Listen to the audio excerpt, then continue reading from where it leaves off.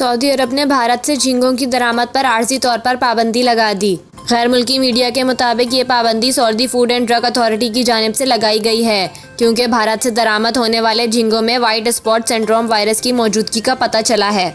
Saudi media के मुताबिक वजारत माहौलियात, पानी और ज़राअत की जानिब से सरहद पार से आने वाली समंदरी खुराक के नमूनों को इकट्ठा करने की हिदायत जारी की गई है।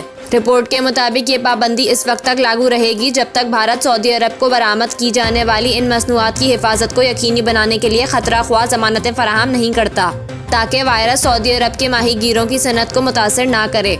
वाज़ेह रहे कि वाइट स्पॉट सिंड्रोम वायरस एक खतरनाक वायरस है जो झींगों में पाया जाता है, जिसकी वजह से झींगों की अमवात भी तेज़ी से होती है। अलबत्ता ये इंसानी सेहत को मुतासर नहीं करता।